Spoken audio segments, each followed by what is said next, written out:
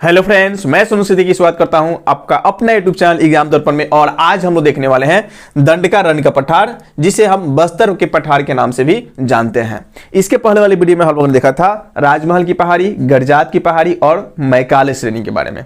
ठीक है, तो अगर आप वो वीडियो को नहीं देखे हैं तो कृपया करके जाइए और प्लेन ज्योग्राफी का एक प्लेलिस्ट पड़ा हुआ है, उसमें जाइए और 1 से लेकर आपका 32 वीडियो अपलोड हो चुके हैं। एकदम क्रमबद्ध तरीके से, आपको कहीं भटकने की आवश्यकता नहीं है। आप शुरू से लेकर अंत तक वीडियो को देखिए ताकि आपको यानी कहीं भी कोई दिक्कत ना हो और आपका पूरा का पूरा ज्योग्राफी जो है 100% क्लियर हो। ठीक है, तो हम आज देख रहे हैं आपका दंडका रन का पठार, जो देखें कि खास करके आपका छत्तीसगढ़ में यानी फैली हुई है। अब यहाँ पर ये देखिएगा, ये छत्तीसगढ़ के कुछ जिले हैं, जैसे आपका देख सकते हैं यहाँ पर चित्र में मैंने बनाया है, यानी राजनांदगांव से लेकर आपका देखें कि बीजापुर तक ये जो दंडका रन का पठार है ये आपका फैला हुआ है। और बीजापुर के बाद ये जो क्षेत्र आपको जो दिखाई देता है ये आपका बस्तर के मैदान के नाम से जाने जाते हैं। ये बस्तर का मैदान है, इसको हम बोलते हैं बस्तर का मैदान। ठीक है, ये आपका दक्षिणी जो क्षेत्र है इसका, ये बस्तर के मैदान के नाम से जाना जाता है। ठीक है, आप इसको अलग से मैपिंग कर लीजिएगा। बाकी यहां पे जो आपका लगभग 3900 वर्ग किलोमीटर में फैला हुआ यह क्षेत्र, कितने वर्ग किलोमीटर में? 3900 वर्ग किलोमीटर में फैला है ये आपका पठारी वाला क्षेत्र। ठीक है, ये पूरा का पूरा पठार है, आप देख सकते हैं। इसका कुल क्षेत्रफल जो है 3960, कहीं किसी किसी बुक में लिखता है और कहीं आपका 3900। तो याद रखिएगा लगभग यानी 3900 वर्ग किलोमीटर जो है इसका क्या है, क्षेत्रफल है। ठीक है, इसको यहाँ पर हम नोट भी कर दे रहे हैं। इसका कुल जो क्षेत्रफल है 3900 वर्ग किलोमीटर या 3960 पूरा लिख लीजिए, 3960 वर्ग किलोमीटर में यह पूरा का पूरा जो पठारी भाग है यह क्या है, फैला हुआ है। जो कुल यानी छत्तीसगढ़ का आपका 28.91% है। ये जो क्षेत्रफल है कुल छत्तीसगढ़ का, कुल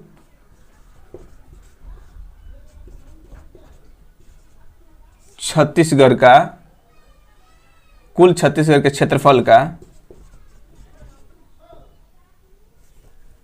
यहां पर लिख लीजिएगा क्षेत्रफल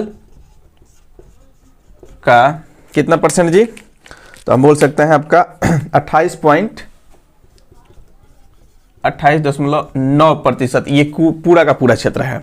ठीक है, सबसे पहले क्या कि दंडका रन यानी दंडका रन का जो पठार है वो आपका हम देखेंगे कि छत्तीसगढ़ का लगभग यानी 28.9% क्षेत्र में इसका विस्तार है। बाकी इसका जो दक्षिणी क्षेत्र है यानी बीजापुर और सुकोम, यहाँ पर यानी मैदानी भाग का भी निर्माण हुआ है। और इस मैदानी भाग को किस नाम से जाना जाता है, तो इस मैदानी भाग को हम बोल सकते हैं बस्तर का मैदान। इसे क्या बोला जाता है, तो इसको बोला जाता है बस्तर का मैदान। ठीक है, इसे बस्तर के मैदान के नाम से जाना जाता है। और ये खास करके बीजापुर और सुकम जिले में क्या है, अवस्थित है। बाकी जो पठारी भाग है ये राजनांदगांव से लेकर नारायणपुर हो गया, कांकर हो गया और कुंडगांव हो गया, बीजापुर भी हो गया, यहाँ पर भी इसका क्या हुआ है, विस्तार हुआ है। ठीक है, अब देखिए दंडका रन का इसका अर्थ भी आप लोग समझ लीजिए कि दंडका रन का अर्थ क्या होता है। तो दंडका रन का अर्थ होता है दंड देने वाला जंगल। अब दंड देने वाला जंगल का अर्थ क्या होगा, मतलब यह जो दंडका रन का जो पठार है या जंगल जो है, यहाँ पर होता क्या था कि जो देश निकाले जो व्यक्ति होते थे उनका ये घर माना जाता था। जिसको मान लीजिए कि क्षेत्र से निकाल दिया गया, गांव से छांट दिया गया, देश से निकाला कर दिया गया, वो व्यक्ति आकर यहाँ पर रहते थे। और भयावह जंगलों का क्या था, यह भयावह जानवरों का जंगल था। तो मतलब भयानक जानवर यहाँ पे रहते थे और देश से निकाले गए व्यक्ति रहते थे। ठीक है, जिसको क्या बोला जाता है, दंडका रन का पठार या दंडका रन का जंगल। सबसे पहले हम मानेंगे कि सबसे पहले यहाँ पर हम पॉइंट डालेंगे, यहाँ पर आप लोग लिखिएगा दंडका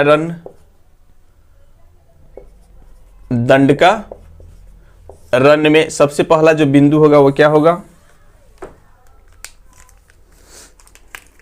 तो इसमें लिखेंगे कि यह यानी दंडका रन दंडकारण्य का अर्थ क्या होता है? दंडकारण्य का अर्थ दंड देने वाला जंगल होता है, दंड देने वाला जंगल होता है। ठीक है, यानी दंडकारण्य का अर्थ क्या हो गया? तो दंड देने वाला जंगल। यह भयानक जंतुओं, यह भयानक जानवर एवं देश निकाला मानवों का घर था। ठीक है, मतलब यह भयानक जंतु और देश निकाला मानवों का क्या था? घर था। नेक्स्ट पॉइंट में हम देखेंगे कि इसका जो विस्तार है यह छत्तीसगढ़ के दक्षिणी क्षेत्र में हुआ है। एक तो मैदान आपका है ही, दक्षिण में मैदान ही है ही, और दक्षिण में ही इसका विस्तार हुआ है। ये भी पॉइंट लिखेंगे कि इसका जो विस्तार है वह छत्तीसगढ़ के दक्षिणी क्षेत्र में अधिक हुआ है। इसका विस्तार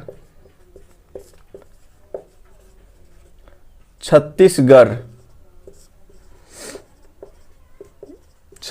के दक्षिणी क्षेत्र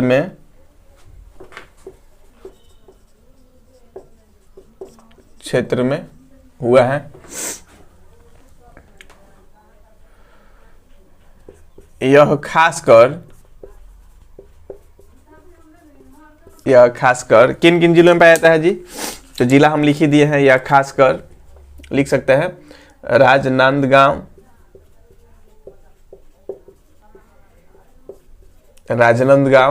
दूसरा आपका हो जाएगा कांकरगांव, नारायणपुर हो जाएगा, बीजापुर हो जाएगा,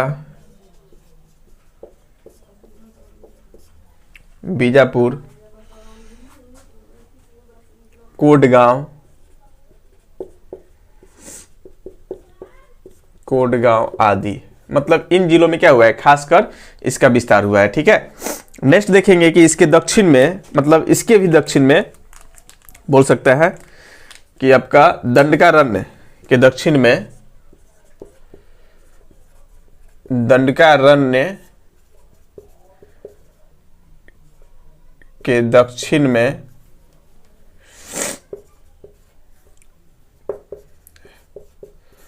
दक्षिण में मैदान का विस्तार हुआ है। मैदान का भी विस्तार हुआ है, जिसे बस्तर का मैदान कहा जाता है।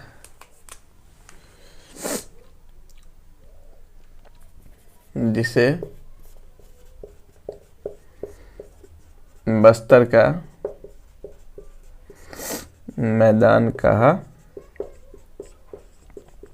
जाता है। ठीक है, नेक्स्ट पॉइंट देखेंगे कि यह इसका क्षेत्रफल कितना है।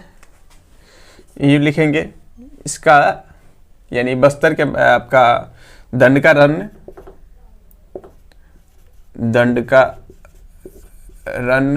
के पठार का विस्तार 3960 वर्ग किलोमीटर में हुआ है। ये भी पॉइंट लिखेंगे जो छत्तीसगढ़ का कितना परसेंट है? तो आप देख सकते हैं 28.9% है। अब यहां पर चट्टान की विशेषता क्या है? यहां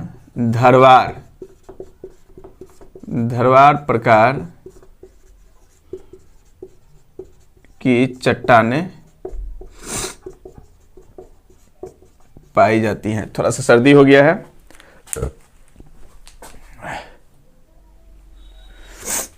अब देखिए, यहां धरवार प्रकार की चट्टानें पाई जाती हैं, जिसके कारण यहां धात्विक खनिज, धात्विक खनिज भी पाए जाते हैं, ठीक है। नेक्स्ट हम देखेंगे बस्तर का जो मैदान है वो खासकर किन किन जिलों में है।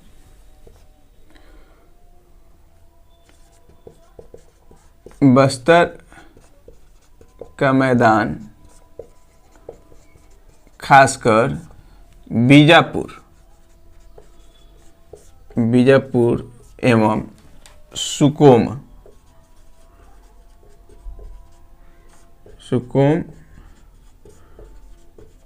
जिले में स्थित है। अब देखिएगा यहाँ की जो सर्वोच्च चोटी है वो नंदीराज है, एक बना लीजिएगा।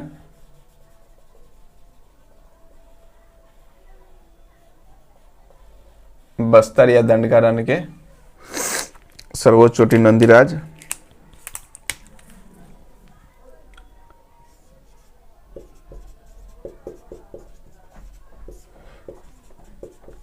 सर्वोच्च चोटी नाम क्या है?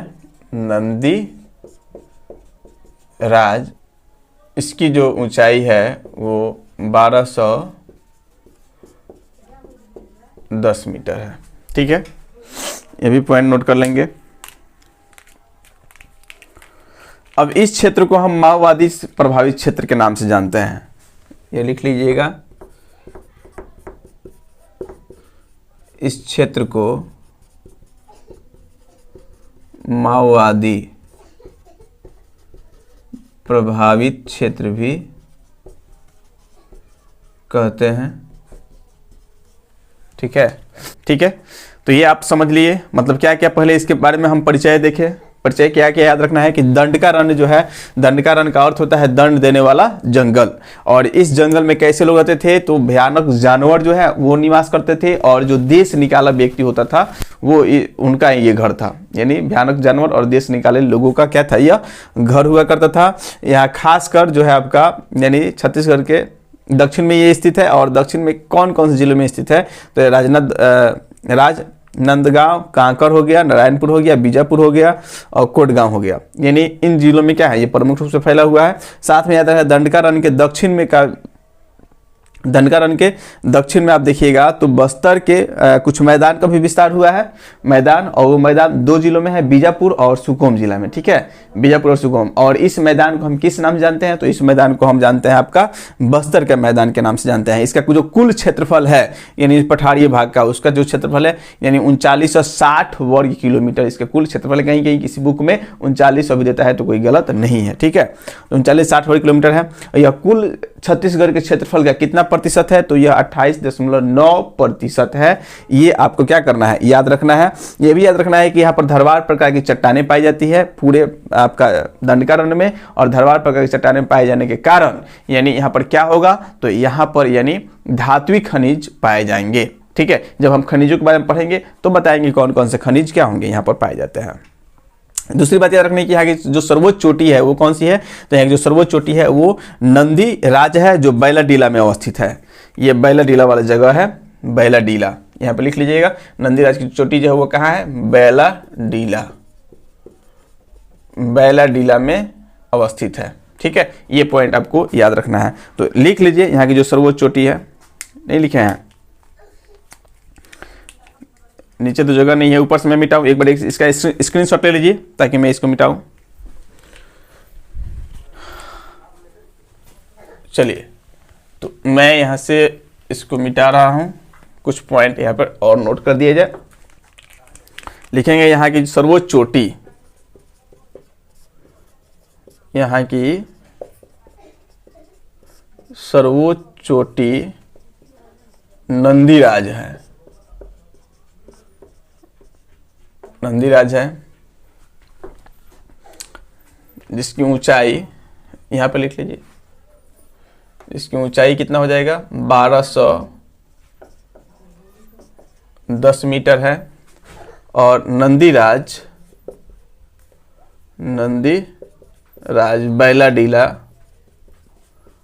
बैलाडीला में अवस्थित है।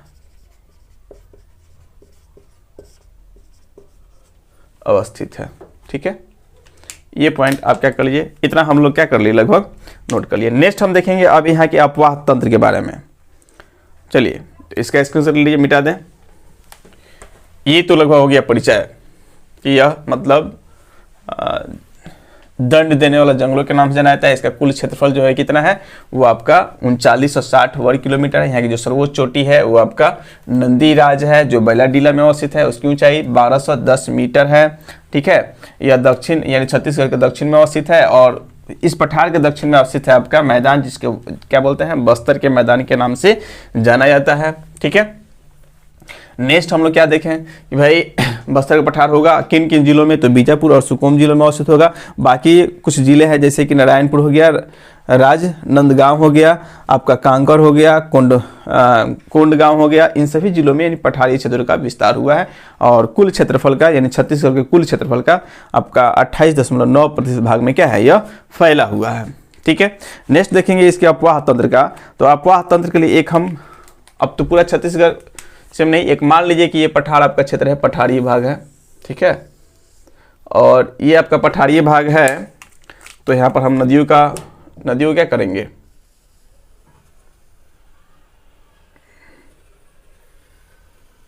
मान लीजिए ये आपका दंडकारण्य का पठार है, सपोइडेट। ठीक है, अब ये दंडकारण्य का पठार है। तो यहाँ का अपवाह तंत्र के बारे में अगर देखें तो यहाँ की जो प्रमुख नदी है, अपवाह तंत्र हेडिंग डालिएगा, दंडकारण्य में अपवाह तंत्र, अपवाह तंत्र। ठीक है, अब यहाँ की जो प्रमुख नदी है वो है आपकी गोदावरी। कौन है, गोदावरी। और गोदावरी क्या करती है, इनको दो भागों में काट कर निकलती है दंडकारण्य को। मान लीजिए गोदावरी हो गई, यहाँ से निकल रही है गोदावरी, ये आपकी गोदावरी नदी हो गई। और ये क्या करती है, आपका दंडकारण्य को दो भागों में क्या करती है, विभाजित करती है। और यहाँ से एक आती है आपके पास, हम बताए थे मैकाल श्रेणी। मैकाल श्रेणी दंडकारण्य के ऊपर यहाँ पर अवस्थित था। तो मैकाले से एक नदी आती थी आपका, बताए थे इंद्रावती। तो ये इंद्रावती नदी आकर भी किसमें मिलेगी, इंद्रावती नदी आकर मिल जाती है गोदावरी में। तो याद रखना है, प्रमुख जो नदी है, प्रमुख जो नदी है वो है गोदावरी, गोदावरी दंडकारण्य की। और इसमें एक नदी आकर जो मिलती है उसको हम लोग बोलते हैं इंद्रावती।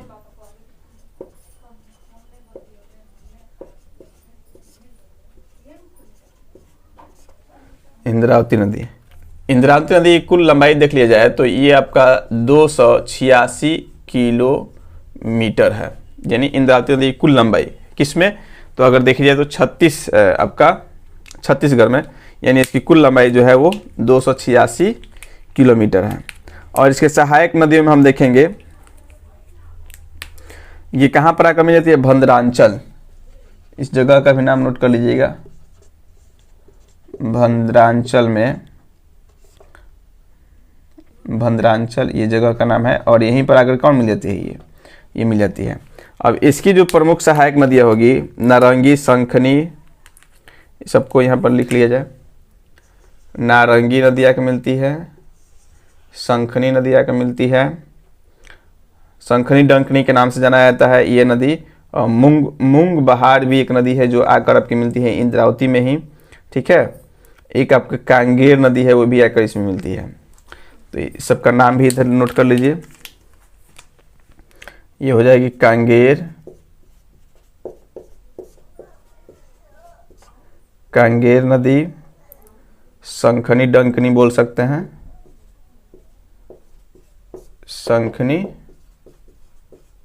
डंकनी, नारंगी नदी। और एक हो जाएगी आपका मूंग बहार नदी। ठीक है, तो ये आपको याद रखना है। यानी दंडकारण्य के आसपास, दंडकारण्य में प्रवाहित होने वाली प्रमुख नदी है, तो दंडकारण्य में प्रवाहित होने वाली जो प्रमुख नदी है वो आपकी है गोदावरी। और गोदावरी नदी जो है वो भद्रांचल के पास, गोदावरी नदी में भद्रांचल के पास आकर आपकी इंद्रावती नदी मिल जाती है, जो मैकाले सागर गिरती है। और इंद्रावती नदी की अनेक सहायक नदियाँ हैं, जो आपका मूंगबहार नदी है, नारंगी नदी है, शंखनी नदी है, शंखनी डंकनी के नाम से जानी जाती है, और कांगेर नदी है। ये नदियाँ आकर क्या होती हैं यहाँ पर मिलती है। तो इस अपवाह तंत्र में आपको क्या ज़्यादा कुछ लिखना नहीं है, बस अपवाह तंत्र में 2-3 इसी पॉइंट को क्या करना है, नोट कर देना है, लिखिएगा। इसमें हम लोग लिखेंगे कि आपका दंडकारण्य, दंडकारण्य की प्रमुख नदी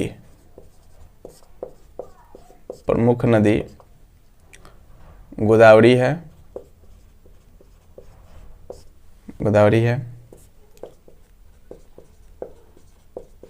गोदावरी की सहायक नदी इंद्रावती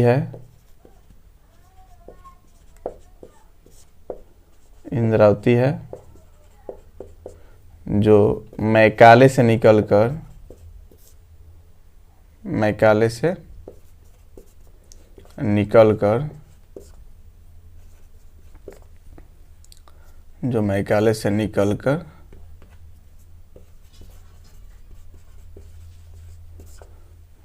भद्रांचल के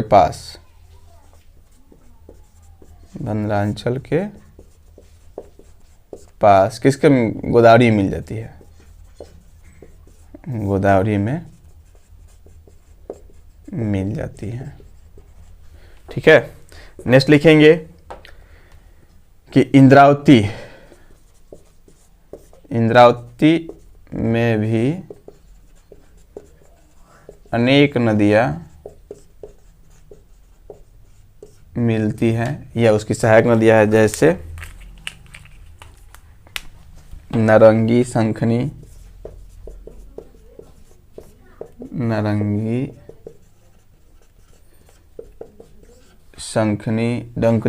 डंकनी उसी को बोला जाता है। ठीक है, शंखनी डंकनी एक ही है आपका, कांगेर नदी और एक मूंगबहार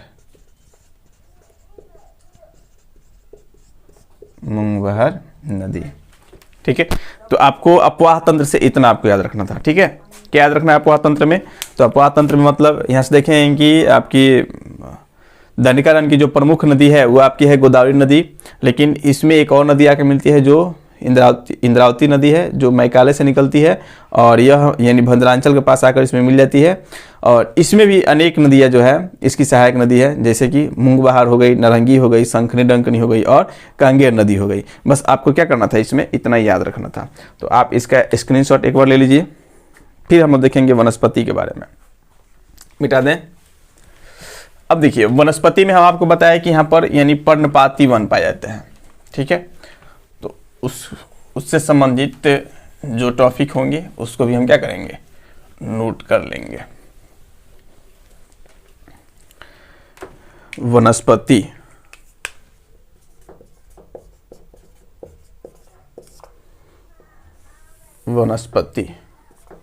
इसमें सबसे पहला जो पॉइंट होगा हम लोग देखेंगे कि उष्णकटिबंधीय आर्द्र पर्णपाती वन यहाँ पाए जाते हैं। उष्णकटिबंधीय आर्द्र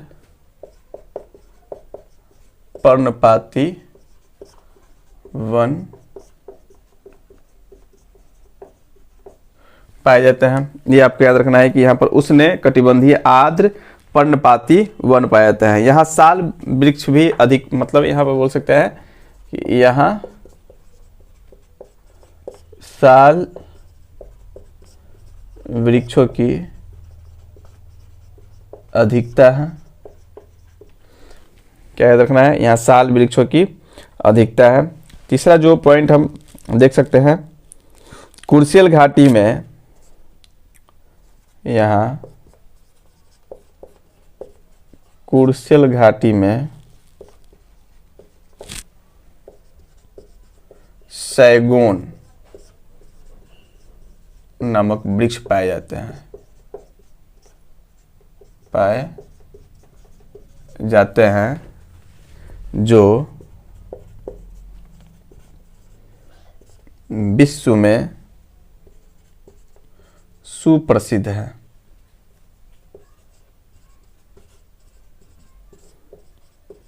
सुप्रसिद्ध है। नेक्स्ट हम देखेंगे यहाँ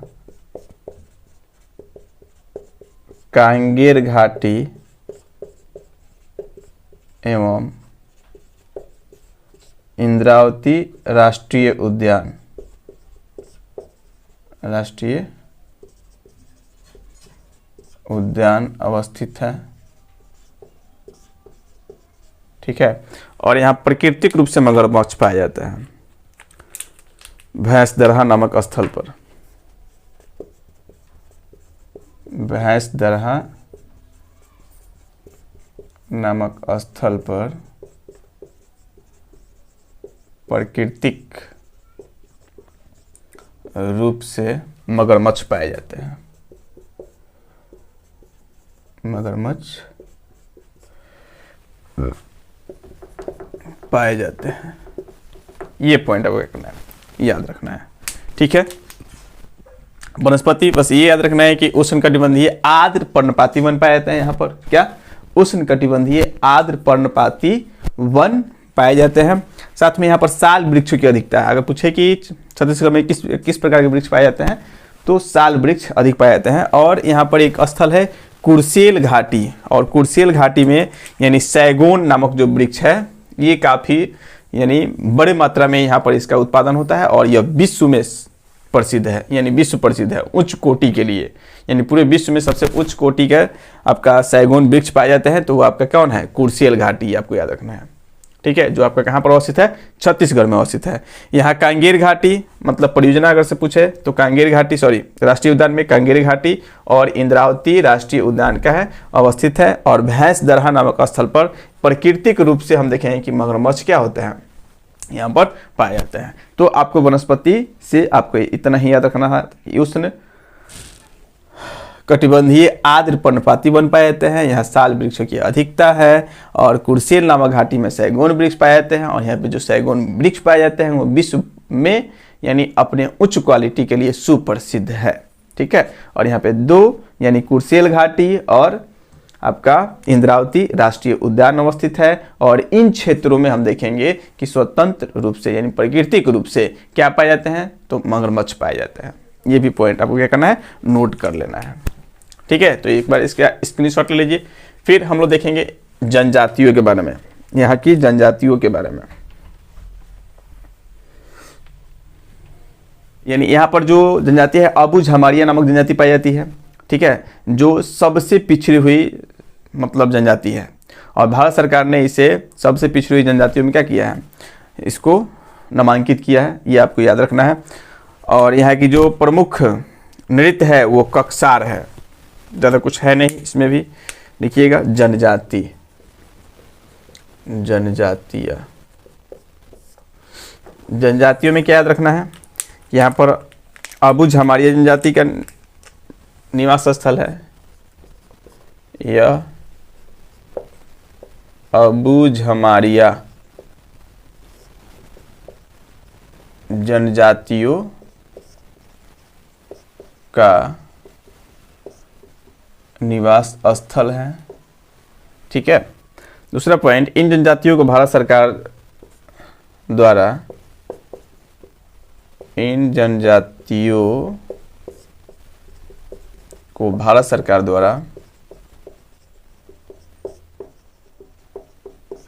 विशेष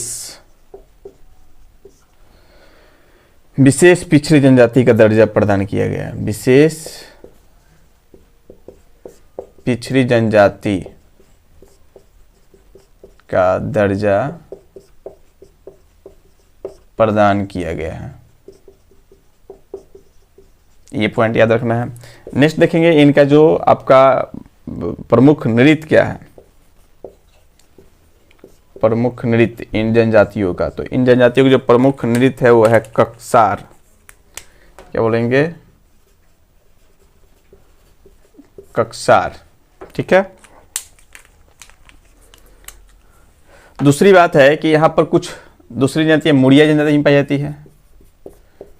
यहाँ मुड़िया जनजाति भी बहुत आयत में पाई जाती है।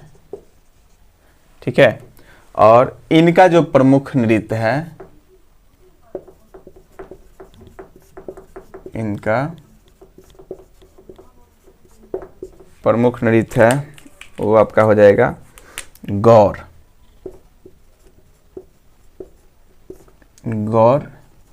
नृत्य।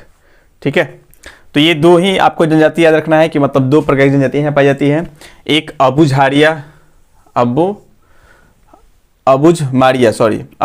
जनजाति यहाँ पाई जाती है। ठीक है, दूसरा, इन जनजातियों को भारत सरकार द्वारा यानी विशेष पिछड़ी जनजाति का दर्जा दिया गया है। ये क्वेश्चन पूछा जाता है। ठीक है, कि भारत सरकार द्वारा किस जनजातियों को सबसे पिछड़ा यानी विशेष पिछड़ा जनजाति का दर्जा दिया गया है, तो अबुझमारिया जनजाति याद रखना है।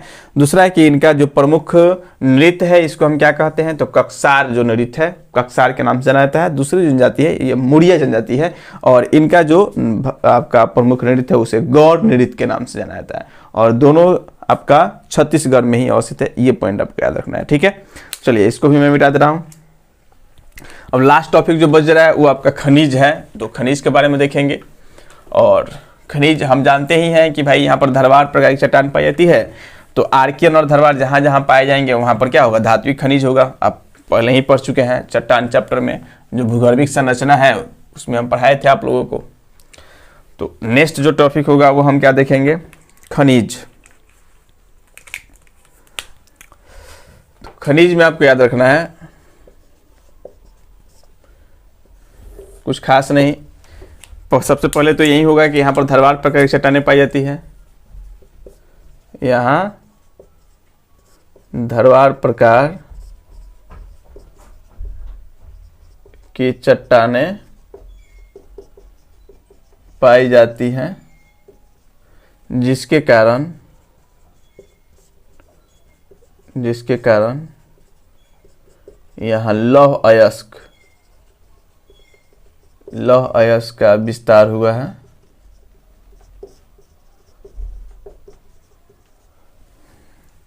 अब देखिए कहाँ कहाँ पर इनका विस्तार हुआ है उनके बारे में देखेंगे।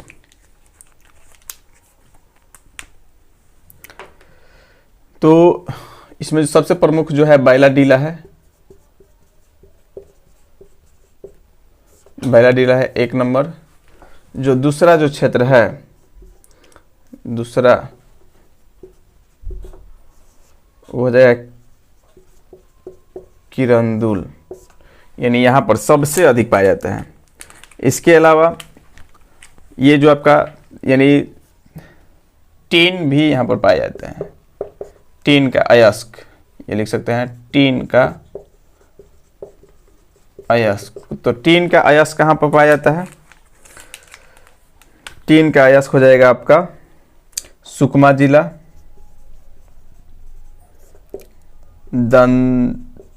दंतेवाड़ा हो जाएगा, और बचेली। ठीक है, ये भारत में टीन का उत्पादन, भारत में टीन का उत्पादन सर्वाधिक यहाँ होता है।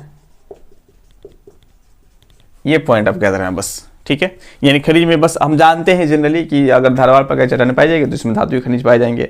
तो धात्विक खनिज कहाँ कहाँ पाए जाएंगे, तो दो प्रमुख जिला आपको याद रखना है, बैलाडीला और किरंदुल। यहाँ पर जो आपके होंगे लौह अयस्क पाए जाएंगे। यहाँ पर क्या पाए जाते हैं, तो यहाँ पर आपको लौह अयस्क पाए जाएंगे, लेकिन टीन जो है, टीन का अयस्क भी यहाँ पर होता है, और उसके लिए सुकमा है, दंतेवाड़ा है और बचेली है। ठीक है, भारत में टीन का उत्पादन यहाँ पर यानी सर्वाधिक मात्रा में होता है। क्लियर, उम्मीद करता हूँ ये वीडियो आपको काफ़ी पसंद आई होगी। अगर आपको अच्छी लगे तो वीडियो को लाइक कीजिए, और अगर आप चैनल पर नए आए हैं तो प्लीज़ आप चैनल को सब्सक्राइब कीजिए। मैं बार बार बोल रहा हूँ कि आप लोग वीडियो अच्छा लग रहा है, अगर चाह रहे हैं कि मैं रेगुलर क्लास मतलब लूँ, तो आप थोड़ा सा मेरा भी हेल्प कीजिए।